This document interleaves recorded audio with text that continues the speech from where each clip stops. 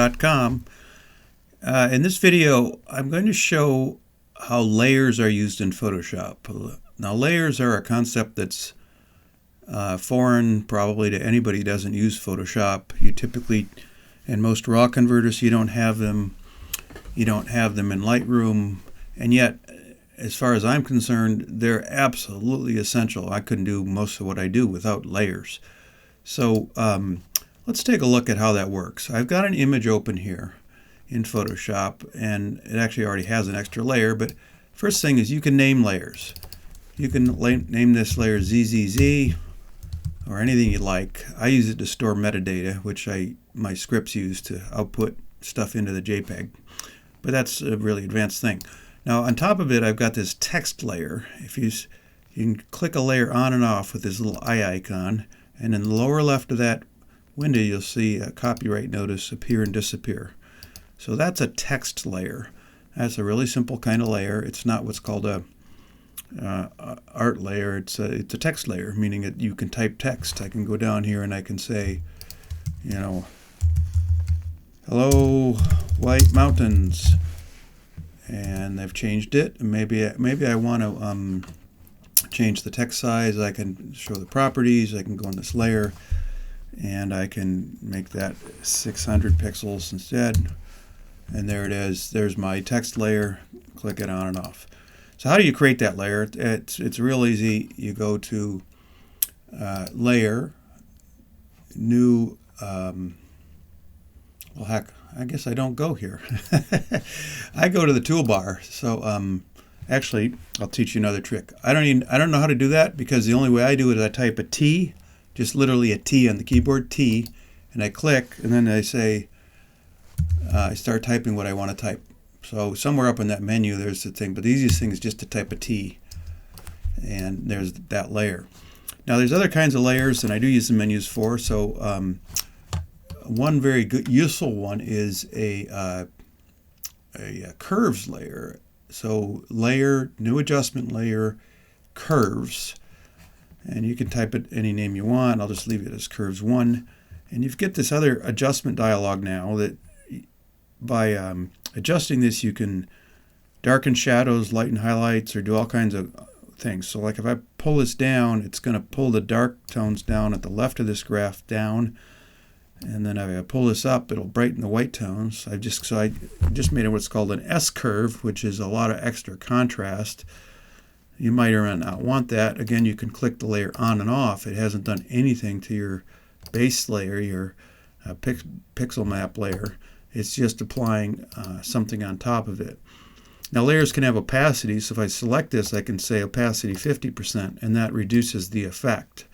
That's sometimes useful in things like curves or other types of layers. So I'll put it back to 100 there. I'll turn it off, turn that guy off, turn this guy off. Other types of layers that are very useful are fill layers. You can make a solid color, and that got put on top, but I can drag it down below. And sometimes you work on artwork or other things. If you take a big hole out of your image, I'll select this layer, select something, and then delete, and you can see now there's a hole in it that shines through to the layer underneath. So take that layer out, take the image layer out, take the fill layer out. You can see what's going on there. So I don't really want that hole in my image, so I'm going to go back in history and get rid of that clear, and I don't need that selected. Okay, and I don't need the color fill for that matter. All right, so in terms of which layers you might use, there's very few of them that are actually useful in my work, but as a photographer, the types of layers I would use are curves layer. I wouldn't use exposure because that's a raw file thing. And I rarely use any of these other ones. I might use hue saturation if for some reason I had to adjust something I hadn't done in raw conversion, some kind of screw up and I don't have any other option. But I do use black and white quite a bit. So a black and white layer is really nifty. You create the layer. Let me get rid of that history. And now you have this black and white layer that's sitting there on top of things. The eye's on, turn it off, and it has no effect. And then you can go down to the properties for that layer, and choose and change them. In this case, let's say I want a high contrast red filter. Oh boy, that darkened the sky, maybe more than I want. Okay, how about a red filter? All right, well, maybe a little less, a little darker, right about there. So in this way, I can totally tweak. Here's my yellows, yanking them up and down. I can tweak the rendition of his scene very substantially, again, without having any effect on the original image. If I click this layer off, there's our color image. Click it back on, there it is again, with the black and white thing applied. Now, when you're done with your layers, let's say you enable them all, you can merge them, and that's, I believe that's down here. I use a shortcut usually. Heck. Anyway, Command E will merge. So if I Command E, Command E, Command E, Command E, now all those layers have been baked into that layer, and that's destructive. You would only do that if you want to bake it all in and then save it. Except that you really don't have to do that, because you can just save and it will just use all the layers without actually baking them into the file you're saving. So let's unbake that. There's a history palette. I'll just get rid of those merges. I could say save a copy, and when I do this, I could say JPEG, and when I save this, it will bake in all the layers that are currently enabled with that little eye icon. So if I turn them off, you're going to get that saved. If I turn them on, you're going to get that saved. So those are some of the uses for layers. A use I also use is to put in what I call aperture series, so I can have more than one of these image layers on the at different apertures, 1.7, 2.8, 4, 5, 6, 8, and so on. That's how I do a lot of my work. So layers are actually really easy to use. You can drag them around in the order you want. You can click them on and off. This is a way to non-destructively edit your file and or to keep multiple images in the file that may go together in some particular way. Let me see if I can open a file. I'll show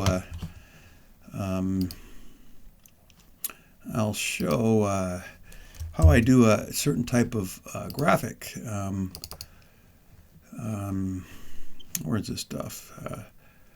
Darn it, that's not where I want to be. Camera images customized. Let's see.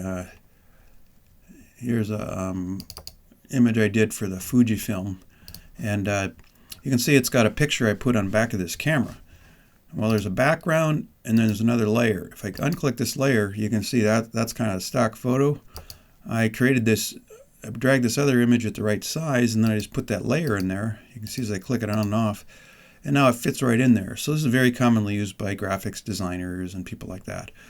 So by doing this, you can do an image like this, but you can also, for example, mask a layer. I'm not going to go into that in this video, but you can like process an image, say, more than once, and then use one of the variants of that image to paint in essentially an area that's a problem area that you can't get right with just processing it once. So you could maybe do a sky and mountain section, painting that in over a base layer. And when I say painting in, use a mask, so again, it's non-destructive. So you can see that in a very simple way here with that image. And so that's a basic introduction to layers. They're a little intimidating to start, but you can't really mess up because you can just click them off and the effect isn't there. So those are off, that's on, and you can just save it this way and at any time resume. This is so much better than, say, taking a, let's suppose you have his base, this guy. I'm going to delete all these layers just to show this. Suppose you take this guy and you say, oh gee, I want to make a well,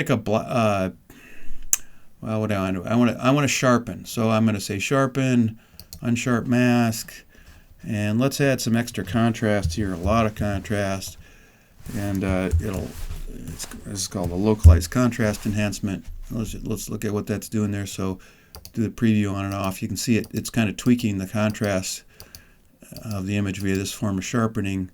So if you do that and click OK, you've now permanently modified that image. That's pretty sucky. So let me undo that, and instead I'm going to go up here and say duplicate layer, and I'll do a duplicate and just make it clear. I'll say dupe, and now instead of modifying my original here, I'm going to click on dupe. Notice I have it visible and selected, and I'll say unsharp mask on that layer. And now I've got a layer that's been sharpened, and I can click it off, on, and in this way you could maybe keep several variants of the same original image with sharpening or whatever, but not, affecting this original one that you definitely want to keep, because you may want to. It's like, well, gee, that was more sharpening than I wanted, so now you can delete this layer. Say, let me try that again, and duplicate layer, dupe, and gee, that was. Well, let's say that was not enough sharpening. Let's go in and let's really hit it hard with 30 here. And that's a much stronger effect with the 30. And I've done it on this dupe layer, not on the original layer here. So click that off on. So in this way you can have what I call a master file, which has all your modifications with no destructive edits to the underlying image.